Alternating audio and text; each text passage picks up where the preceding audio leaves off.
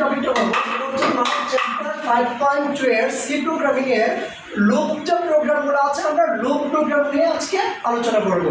তো আমরা জানি লুপ প্রোগ্রামগুলো কি কি হয় বলতো, for loop, while loop, do while loop. For, while আর কি ডু হোয়াইল, এই তিন ধরনের লুপ দিয়ে আমরা এটা সলিউশন করবো। তার মধ্যে আজকে এখন যেটা শিখবো সেটা হচ্ছে কি বলতো, ফর লুপ। ওকে, তাহলে এই সিরিজটা দেওয়া আছে, এই সিরিজটা হচ্ছে সি প্রোগ্রাম করতে বলছে কিসের সাহায্যে বলতো, ফর লুপের সাহায্যে। ওকে, তো আমরা জানি সি প্রোগ্রাম করতে গেলে প্রথমে হচ্ছে একটা হ্যাশট্যাগ দিতে হয়, কি দিতে হয়, একটা হ্যাশট্যাগ। তারপর হচ্ছে ইনক্লুড stdio.h, দেন হচ্ছে আমরা মেইন দিব, কি দিব বলতো, মেইন। তো চাইলে এখানে আমরা আইএনজি অর্থাৎ ইন্টিজার মেইন দিতে পারি, ঠিক আছে। ওকে, এরপর আমরা সেকেন্ড ব্র্যাকেট দিব, সেকেন্ড ব্র্যাকেট দিয়ে তারপর আমরা কি করবো বলতো, এই যে সংখ্যাগুলো আছে এগুলো পূর্ণ সংখ্যা আছে নাকি ভগ্নাংশ আছে বলতো, এটা পূর্ণ সংখ্যা নাকি ভগ্নাংশ, পূর্ণ সংখ্যা। তাহলে পূর্ণ সংখ্যা মানে কি হবে, আইএনজি মানে ইন্টিজার। আচ্ছা, এখানে ইনপুটটা কি আছে বলতো, এন, ইনপুটটা কি আছে, এন। আর প্রথম পদকে আমরা কি দিয়ে প্রকাশ করি, আই দিয়ে প্রকাশ করি। দেন হচ্ছে সামের মান কত বলতো, 0। ওকে, দেন হচ্ছে আমরা কি লিখবো, ইনপুট নিব স্ক্যান এন। এখানে চাইলে একটা লাইন অ্যাড করা যায়, প্রিন্টেড। আর ওই লাইনটার মধ্যে আমরা কি লিখতে পারি বলতো, প্লিজ এন্টার দ্য ভ্যালু। কি লিখতে পারি বলতো, প্লিজ এন্টার দ্য ভ্যালু। এই লাইনটা লেখাও যায়, আবার কি না লিখলেও হবে। ওকে, তাহলে স্ক্যান এন। আচ্ছা, এখানে বলতো কয়টা ইনপুট আছে, এখানে ইন্টারসেপ্ট থাকে আমরা জানি কি দিতে হয়, percent of D, percent of কি দিতে হয়, ডি। যেহেতু ইনপুট একটা তাহলে পার্সেন্ট অফ ডি কয়টা দিব, একটা দিব। ওকে, এখন এই ইনপুটটার নাম কি বলতো, আমরা মানটা কোথায় নিয়ে রাখবো, এর এর মধ্যে। তারপর এর এর কাজ শেষ, সেমিকোলন কি করে দিব, সেমিকোলন দিব, কাজ শেষ। ওকে, এরপর আমরা কোন লুপের সাহায্যে যেন করবো এটাকে, ফর লুপ। তাহলে ফর লুপের সাহায্যে করবো।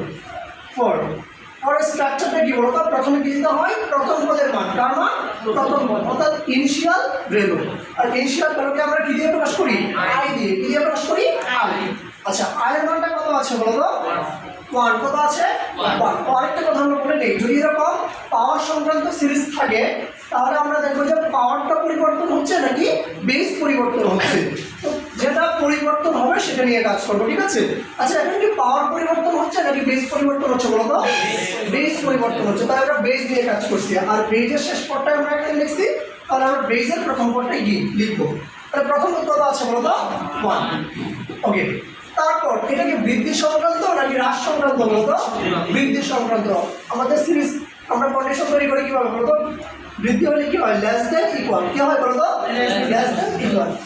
ওকে, এটা কত করে বৃদ্ধি পাচ্ছে বলতো, 1 করে বৃদ্ধি পাচ্ছে। তাহলে I equal to I plus কত, 1। I equal to I plus 1।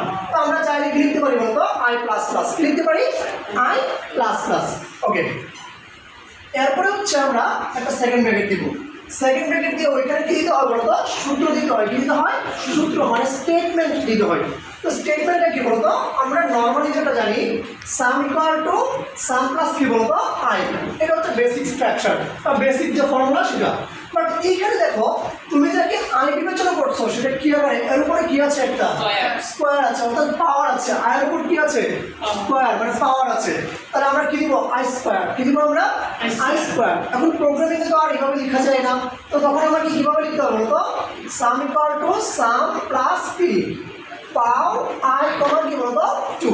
I কমা কি, 2। আই কমা 2। এটার মানে হচ্ছে আই এর পাওয়ার 2। আই এর পাওয়ার কত বলতো, 2। তাহলে আই এর পাওয়ার 2।